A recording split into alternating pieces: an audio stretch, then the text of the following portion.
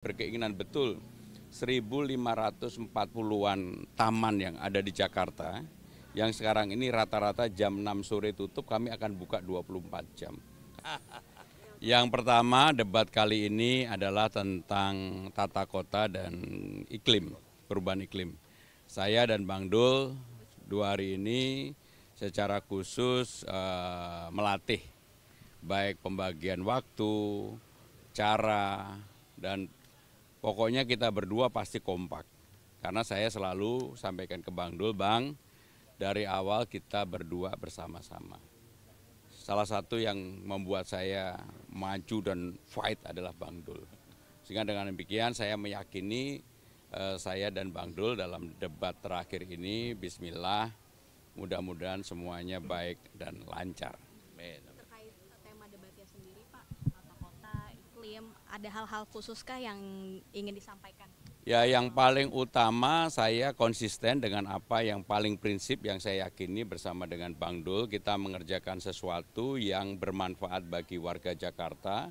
Kami tidak akan menjanjikan sesuatu yang tidak mungkin. Dan berulang kali kami menyampaikan bahwa hal-hal yang baik dari Mas Anies, Pak Ahok, kemudian para gubernur sebelumnya pasti kami lanjutkan. Karena bagaimanapun untuk tata kota ini nggak bisa bim salah bim diselesaikan. Jadi harus ada kontinuitas keberlanjutan. Itulah yang menjadi pegangan kami, dan secara khusus untuk debat kali ini, saya dan Bang Dul kalau memang kami diberikan amanah, kami berkeinginan betul 1.540-an taman yang ada di Jakarta, yang sekarang ini rata-rata jam 6 sore tutup, kami akan buka 24 jam.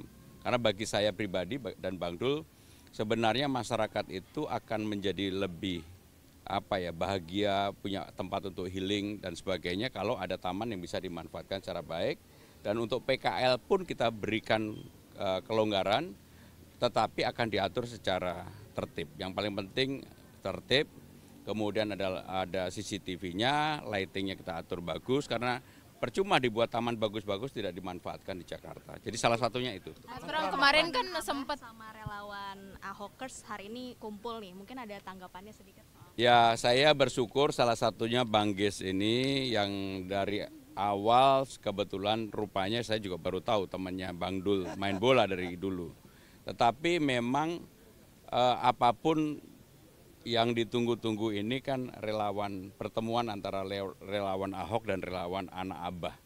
Dan dua-duanya ini sangat loyal dan besar. Dan itulah saya bersyukur karena selama ini saya dianggap yang bisa merangkul semua orang, dan ini terbukti perseteruan yang begitu ini, dan akhirnya bisa sama-sama hadir. Saya secara khusus ke Bang G saya ucapkan terima kasih berkenan untuk datang ke rumah saya. Ini merupakan modal dasar utama untuk kita ke depan bersama-sama. Mas Ram, kemarin kan sempat bertemu Pak Anies ya, mungkin ada diskusi atau pesan-pesankah terkait isu-isu atau tema debat untuk malam ini dari Pak Anies?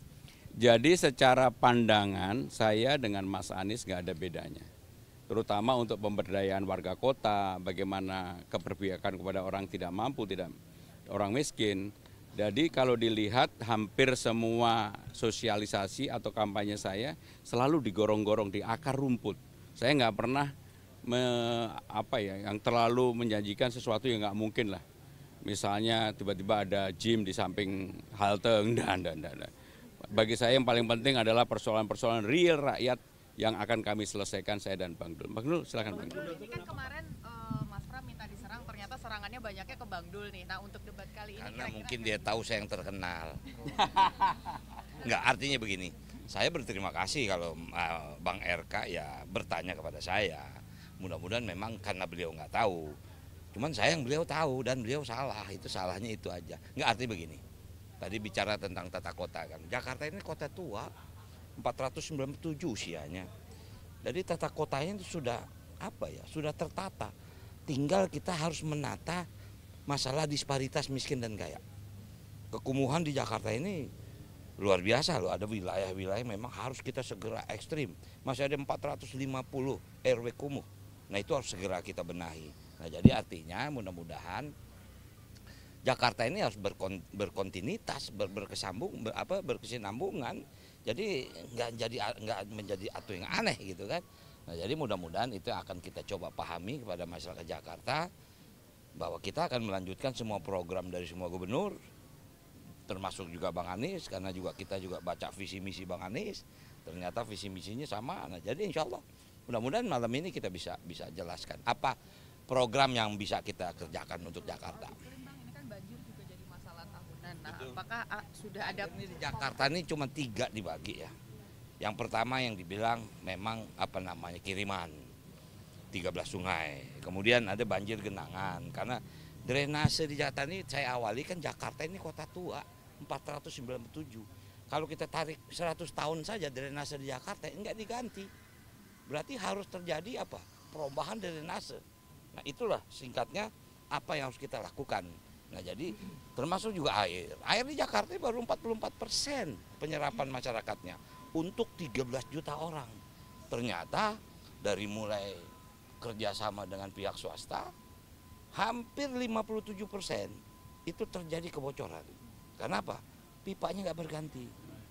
Nah, jadi ini juga bagian dari tata ruang. Ini tata kota. Jadi tata kota itu bukan penempatan gedung, tapi dampak dari gedung itu apa? Itu yang saya pahami. Kalau ngomongin penataan kota ya, ini kan masih banyak warga yang tinggal di kolong jembatan. Nah, kalau Bang Dul sendiri atau Mas Pram mungkin ketika jadi mungkin apa yang bakal Saya minta maaf, saya lebih tahu daripada yang orang Bandung. Saya paham. Cuman yang mesti Anda ketahui, semalam pun saya lihat di sebuah media televisi dan saya tahu hampir rata-rata mereka bukan masyarakat Jakarta. Mereka tidak punya KTP di Jakarta. Itulah yang sulitnya Pemda Jakarta melakukan bantuan kah, eksekusi kah, memindahkan kah, karena nggak ada apa. Ini nanti kalau kita ambil tindakan itu salah.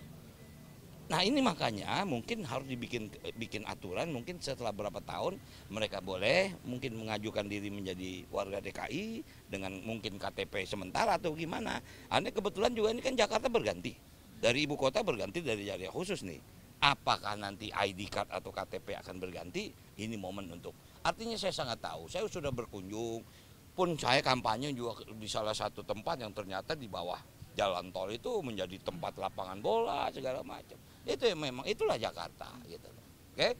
Oke. Ini kan Paslon 01 kerap mengatakan kebolehannya sebagai ahli tata kota dan juga mengenai arsitektur dan lain sebagainya. Kalau untuk debat malam ini optimisme gimana? Ya ginilah, Jakarta sekarang ini memang tidak semata-mata butuh ahli tata kota. Yang paling penting Jakarta jangan diselesaikan dengan imajinasi, tetapi dengan keputusan dan kerja keras dan mau menanggung risiko apapun untuk kebaikan warga Jakarta. Saya nggak mau berimajinasi, saya akan bekerja keras.